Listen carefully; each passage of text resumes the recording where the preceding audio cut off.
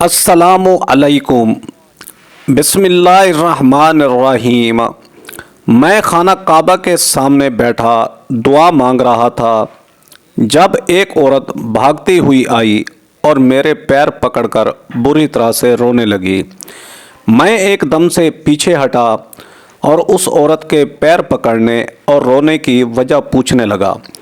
वो औरत बोली, खुदा के लिए तुम मेरे बेटे को बचा लो वरना सऊदी हुकूमत उसे सज़ाए मौत दे देगी। मेरा नाम शेख अब्दुल्ला था और मैं यहाँ सऊदी सफारत खाने में बहुत बड़े ओहदे पर फैज़ था।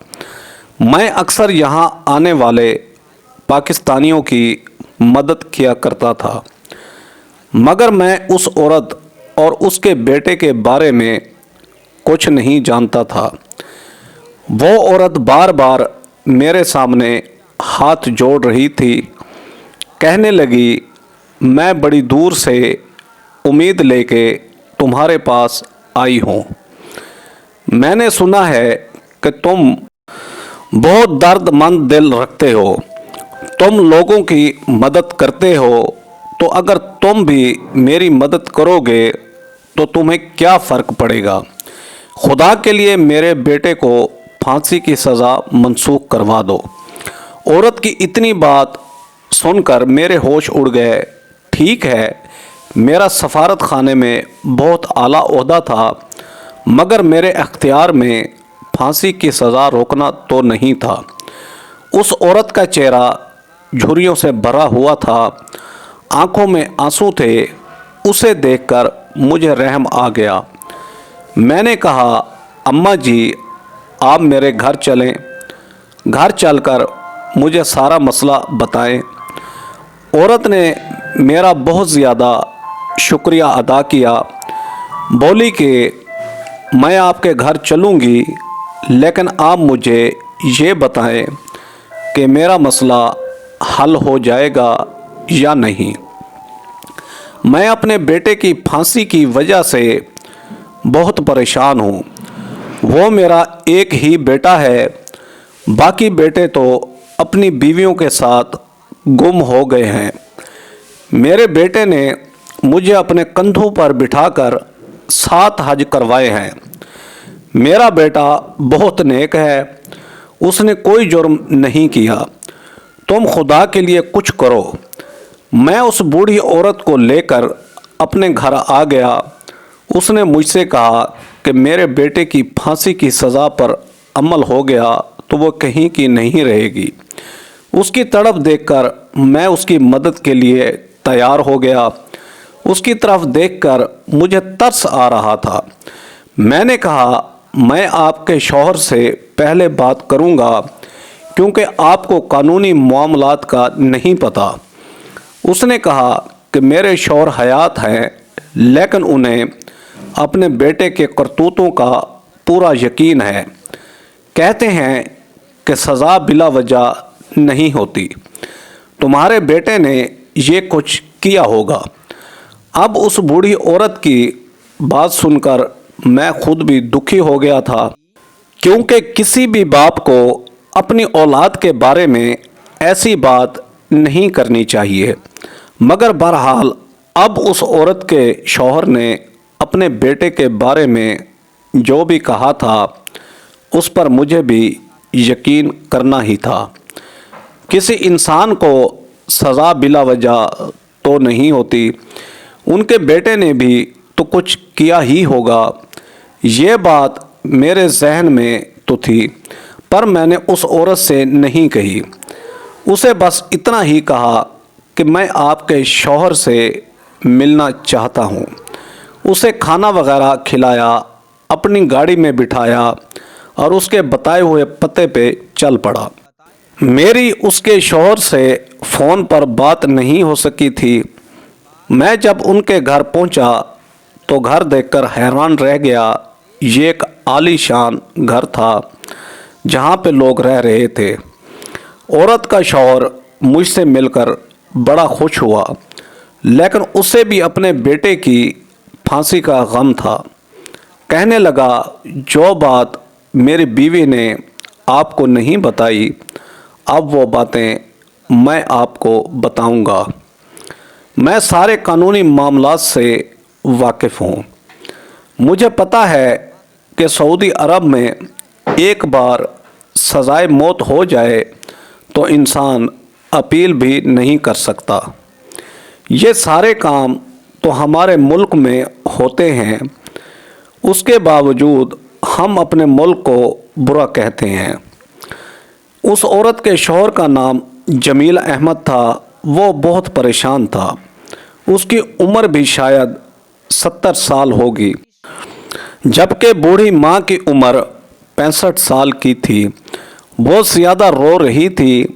میں نے جمیل احمد سے پوچھا، تمہارے بیٹے کو پھانسی کی سزا کیوں ہوئی؟ اس نے کہا کہ وہ خود نہیں جانتا، لیکن اگر میں جا کر اس کے معاملات دیکھوں تو ہو سکتا ہے کہ کوئی گنجائش نکل آئے۔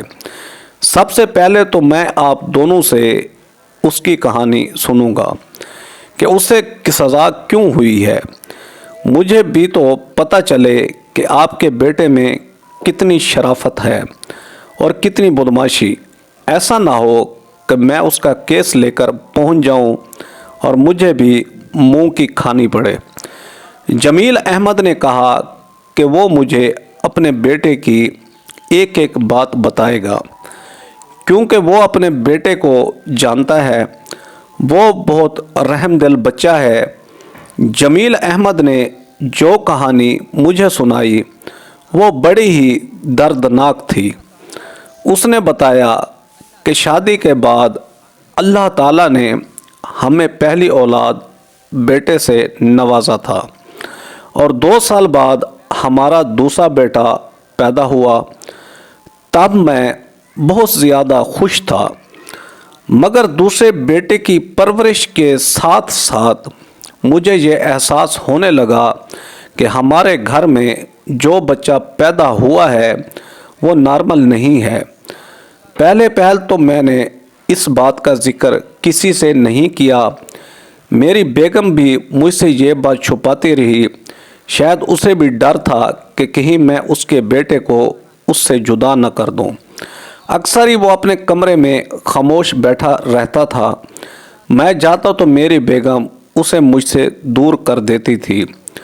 میں اپنے دوسرے بیٹے نعمان سے پوچھتا، بیٹا کیا حال ہے؟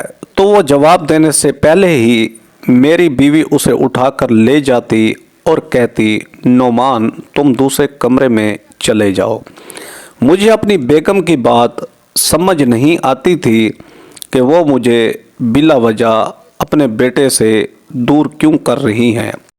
لیکن ایک رات تقریباً 12 بج رہے تھے جب میں نعمان کے کمرے میں اچانک چلا گیا۔ جب میری نظر نعمان کے چہرے پر پڑی تو میں حیران رہ گیا۔ یہ میرا بیٹا تو نہیں تھا۔ اس نے چہرے پر میک اپ لگا رکھا تھا، لڑکیوں والے کپڑے پہن رکھے تھے۔ مجھے دیکھ کر وہ اترانے لگا، مجھے ناچ کر دکھانے لگا۔ مجھے یہ بات سمجھ ہی نہیں آئی۔ میرے تو سر پر جیسے آسمان گر پڑا تھا۔ مارے حیرت کے میں اپنے بیٹے کو دیکھتا رہ گیا۔ یہ کیا ہے؟ میں نے اس سے پوچھا تو وہ کہنے لگا، ابا میں تو روز ہی ایسا کرتا ہوں۔ نعمان کی عمر 10 سال ہو چکی تھی۔ تب مجھے اندازہ ہوا کہ میرا بیٹا ایک مرد نہیں بلکہ مستقبل میں خواجہ سرا بنے گا۔ مجھے بہت غصہ آیا۔ میں اس پر چلانے لگا۔ میری بیوی دوسرے کمرے سے آ گئی کہ تم میرے بیٹے کو کیوں ستا رہے ہو؟ یہ تو اللہ کی مخلوق ہے، ہمیں اسے اس طرح سے قبول کرنا ہوگا۔ میں نے بہت کوشش کی کہ میرا بیٹا سب کچھ چھوڑ دے، لیکن وہ یہ سب نہیں چھوڑتا تھا۔ مجھے اپنی بیوی پر غصہ آ رہا تھا۔ میں نعمان کا گلا دبانے لگا کہ میری بیوی نے میرے آگے منتیں کرنی شروع کر دیں۔ بولی کہ ایسا نہ کرو، یہ میرا بیٹا ہے، میں نے اسے 9 ماہ اپنے پیٹ میں رکھ کر پالا ہے۔ اسے اپنے جسم کا خون دیا ہے، اپنے جسم کا دودھ پلایا ہے، اور آج تم اسے کیوں مار رہے ہو؟ یہ تمہاری بھی تو اولاد ہے۔ بیوی کی منتیں اور آہو پکار سن کر میں نے اسے زندہ تو چھوڑ دیا، میں نے نعمان کو گھر رکھنے سے انکار کر دیا، کیونکہ کسی صورت بھی میں خواجہ سرا کو اپنے گھر میں رکھ کر اپنے خاندان کے لیے داغ نہیں بنانا چاہتا تھا۔ مگر میری بیوی کو یہ باتیں بہت بری لگ رہی تھیں، وہ چاہتی تھی کہ میں اس کے بچے کو قبول کر لوں۔ ماں کا دل تو پھر ماں کا ہوتا ہے۔ میری بیوی نے تو مجھے بہت روکا، مگر میں نے اسے گھر سے نکال دیا۔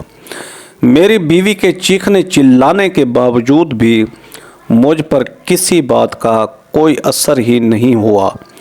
میں جانتا تھا کہ نعمان بڑا ہو کر ہمارے خاندان کے لیے بدنامی اور ذلت کا باعث بنے گا۔ میں اسے کیوں اپنے گھر میں رکھتا، جبکہ میں جانتا تھا اس نے آگے چل کر ہمارے لیے مصیبت کھڑی کرنی ہے۔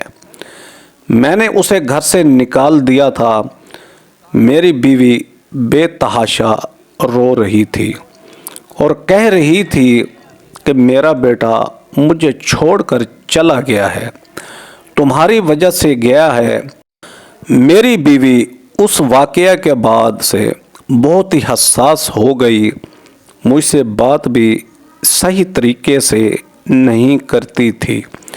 مگر جیسے جیسے وقت گزرتا گیا، اسے صبر آتا گیا، اللہ کی رضا پر اس نے بھی سمجھوتا کر لیا۔ اس واقعے کو 10 سال گزر چکے تھے، تب ہمارے حالات بہت خراب جا رہے تھے۔ ان دنوں پیسے کی بہت تنگی تھی۔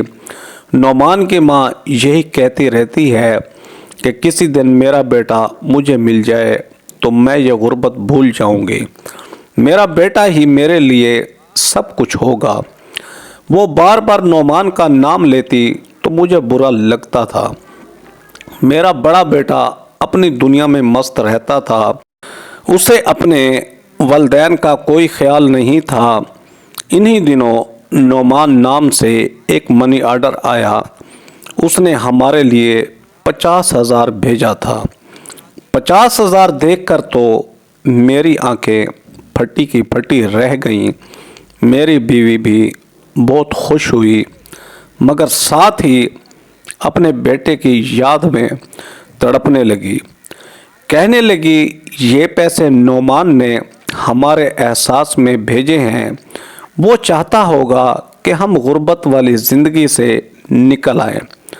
پتہ نہیں بیچارے نے کتنی محنت مزدوری کر کے ہمیں یہ پیسے بھیجے ہوں گے، اور تم کیسے باپ ہو اسے گھر آنے کی اجازت نہیں دیتے، پتہ نہیں وہ کہاں ہوگا۔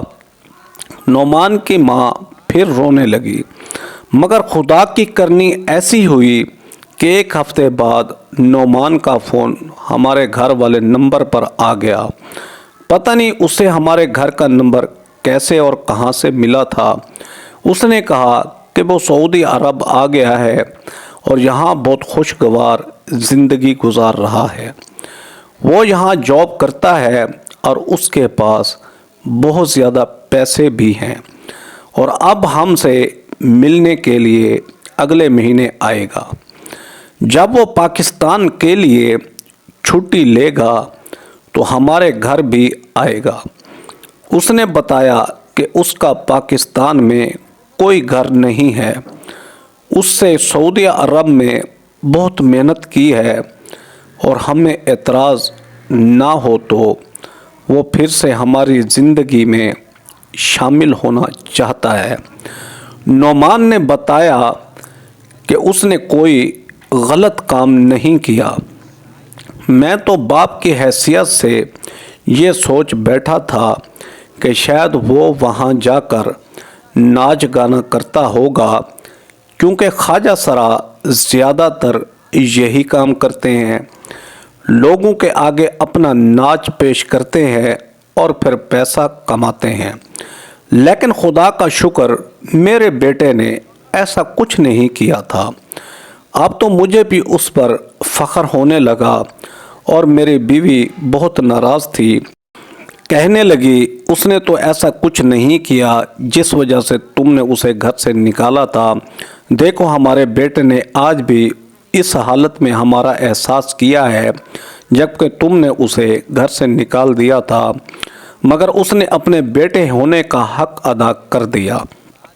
پھر 1 مہینے کے بعد نعمان ہم سے ملنے ہمارے گھر آ گیا۔ ہم دونوں اس سے مل کر بہت خوش تھے۔ وہ مکمل بدل چکا تھا، اس کے چہرے پر سنت رسول بھی سجی ہوئی تھی۔ نعمان کو دیکھ کے اندازہ ہو چکا تھا کہ وہ ایک پاکیزہ زندگی گزار رہا ہے، لیکن یہ سب کچھ کیسے ہوا؟ اس سب سے میں بالکل بے خبر تھا۔ میری بیوی بہت کمزور ہو چکی تھی، بیٹے کے غم نے اسے آدھا کر دیا تھا۔ میری بیوی نعمان سے مل کر بہت خوش ہوئی، کہنے لگی کہ بس نعمان کے ابا، اب آپ نے اسے کوئی بھی ایسی بات نہیں کرنی جسے سن کر وہ ہم سے دور چلا جائے۔ ہم دونوں اس کے ماں باپ ہیں، اب ہم اس کے ساتھ رہیں گے۔ ہمارا بڑا بیٹا بہت نافرمان ہے، وہ ہماری کوئی بات نہیں مانتا تھا۔ شاید اللہ نے ہماری آزمائش کے لیے نعمان کو ہمارے پاس بھیجا ہے۔ وہ ہمارے ساتھ بہت زیادہ مخلص بھی تھا اور اب ہمیں اپنے اس بیٹے کی قدر آئی تھی۔ نعمان نے کہا کہ وہ ہم دونوں کو سعودی عرب لے جائے گا، عمرہ اور حج دونوں کروائے گا۔ نعمان کی ماں کو حج کرنے کا بہت شوق تھا۔ نعمان نے کہا کہ میں اپنی ماں کو خود حج کرواؤں گا، اور میری بیوی بہت کمزور تھی، چل پھر نہیں سکتی تھی۔ اس نے کہا کہ وہ حج نہیں کر سکتی، اور نعمان نے کہا کہ ماں میں تمہیں اپنے کندھوں پر بٹھا کر حج کرواؤں گا۔ میں یہ سعادت حاصل کرنا چاہتا ہوں۔ میری بیوی نعمان کی باتیں سن کر بہت خوش ہوئی۔ ان دنوں ہمارے دن بہت اچھے گزر رہے تھے۔ 1 ہفتہ نعمان ہمارے ساتھ پاکستان میں رہا۔ ہمارے سبھی رشتہ داروں کو بھی پتہ چل گیا تھا کہ نعمان سعودی عرب سے بہت سارا پیسہ کما کر آیا ہے اور وہ ہمارے پاس رہتا ہے۔ سب لوگ ہم سے ملنے جلنے لگے، جبکہ پہلے تو ہر کوئی اس سے نفرت کرتا تھا۔ جب میں نے نعمان کی حقیقت سب کو بتائی اور کہا کہ میں نے اسے گھر سے نکال دیا تھا، تب لوگوں نے مجھے شاباش دی تھی، کہا کہ آپ نے بہت جرأت کا کام کیا ہے، ایسی مخلوق کو گھر سے نکال دینا ہی بہتر ہے، ورنہ آپ کے لیے بڑی مشکلات پیدا ہو جاتی۔ اب وہی نعمان تھا جس کی سب لوگ تعریفیں کر رہے تھے۔ ہم نے نعمان کے ساتھ اپنے کاغذات بنوائے اور سعودی عرب چلے آئے۔ سعودی عرب آ کر ہم بہت خوش ہوئے۔ یہاں آ کر ہم نے حج کی سعادت حاصل کی۔ نعمان نے اپنی ماں کو اپنے کندھے پر بٹھا کر 1 نہیں بلکہ 7 حج کروائے۔ 7 سال لگاتار نعمان اپنی ماں کو حج کرواتا رہا۔ وہ کندھے پر بٹھا کر اپنی بوڑھی ضعیف ماں کو حج کرواتا تو آس پاس کے لوگ دیکھتے اور نعمان پر رشک کرتے تھے کہ بیٹا ہو تو ایسا ہو جو ماں باپ کو بڑھاپے میں اتنی عزت دے۔ سب لوگ اس بات سے بڑے متاثر ہوئے، مگر یہ کوئی نہیں جانتا تھا کہ ایک دن نعمان کو سزائے موت کی سزا سنائی جائے گی۔ پھانسی کی سزا کوئی عام سزا نہیں ہوتی۔ ہم نے نعمان کے ساتھ بہت اچھا وقت گزارا تھا۔ نعمان اپنے بڑے بھائی کا بھی بہت خیال رکھتا تھا، اس کی مدد کرتا رہتا تھا، مگر کہتے ہیں کہ کبھی کبھی انسان کی خوشی ایک خواب کی طرح بکھر جاتی ہے۔ اور پھر ایسا ہی ہوا کہ ایک دن نعمان گھر سے گیا تو واپس نہیں آیا۔ میں اور میری بیوی بہت پریشان تھے۔ سعودی عرب میں ہمیں 7 سال ہو گئے تھے، مگر ابھی بھی یہ ہمارے لیے پردیس ہی تھا۔ یہاں کے لوگوں کی زبان بھی ہمیں زیادہ سمجھ نہیں آتی تھی۔ نعمان جب گھر نہیں آیا تو ہم بہت زیادہ پریشان ہو گئے۔ نعمان کی ماں کہنے لگی، لگتا ہے کہ آج نعمان کو اس کے مالک نے اپنے پاس روک لیا ہے، پہلے تو کبھی ایسا نہیں ہوا تھا۔ میں سمجھا کہ بس تھوڑی ہی دیر کی بات ہے، صبح تک وہ آ جائے گا، مگر ایسا نہیں ہوا تھا۔ دوسرا دن بھی گزر گیا، اب مجھے بھی بے چینی ہونے لگی۔ میں یہاں کسی کو جانتا ہی نہیں تھا، گھر کے باہر کے سارے کام نعمان کیا کرتا تھا۔ آج وہ گھر نہیں آیا تو پتہ چلا کہ ہم یہاں کتنے اکیلے ہیں اس پردیس میں، تو ہمیں کچھ سمجھ ہی نہیں آ رہی تھی۔ نعمان کی ماں رونے لگی۔ میں نے جا کر قریبی تھانے میں نعمان کی گمشدگی کی رپورٹ درج کروائی۔ انہوں نے کہا کہ آپ کا بیٹا گم نہیں ہوا ہے، بلکہ وہ ہمارے پاس ہے۔ یہ سن کر ہم دونوں کے قدموں تلے سے زمین نکل گئی۔ ہم سوچ بھی نہیں سکتے تھے کہ ہمارے بچوں کو گرفتار کر لیا جائے گا، وہ بھی بلا وجہ۔ ہم سے تو یہ بات برداشت نہیں ہو رہی تھی کہ نعمان 2 دن سے جیل میں تھا۔ نعمان کی ماں کہنے لگی کہ ہم اپنے بیٹے کو لے کر جائیں گے، مگر پولیس والوں نے کہا کہ ایسا ہو نہیں سکتا، آپ کو اپنا بیٹا 1 منٹ لے جانے کے لیے بھی بہت زیادہ کوشش کرنی پڑے گی، کیونکہ آپ کے بیٹے نے ایسا جرم کیا ہے جس کے بارے میں ہم تو آپ کو بتا بھی نہیں سکتے۔ یہ سن کر ہم حیران رہ گئے۔ ہمارے تو وہم و گمان میں بھی نہیں تھا کہ ہمارا بیٹا کوئی ایسا جرم کر سکتا ہے۔ وہ تو 5 وقت کا نمازی تھا، وہ کیسے ایسا کام کر سکتا تھا؟ لیکن بہرحال اب جو بھی تھا، ہمیں اپنے بیٹے کے لیے کوشش کرنی تھی۔ پھر 2 دن کے بعد ہمیں ایک اور خبر ملی کہ نعمان کو سزائے موت ہو گئی ہے۔ سزائے موت کا سن کر ہمارے تو حواسوں پر بجلی گر گئی۔ ہم نے وہاں بہت فریاد کی کہ ہمارے بیٹے کو رہا کر دو، مگر ان لوگوں کو ہماری زبان سمجھنی نہیں آتی تھی۔ پھر ہمیں ایک پاکستانی نے آپ سے ملنے کا کہا کہ آپ یہاں بہت مدد کرتے ہیں، اور اس لیے ہم دونوں آپ کے پاس آ گئے ہیں۔ ہمیں پتہ چلا ہے کہ آپ پاکستانی لوگوں کے مسائل حل کرتے ہیں، آپ کو وہاں کی زبان بھی آتی ہے اور یہاں بھی آتی ہے۔ بیٹا، ہم تمہارے پاس بڑی امید لے کر آئے ہیں۔ میری بیوی مجھ سے زیادہ امید لے کر تمہارے پاس آئی ہے۔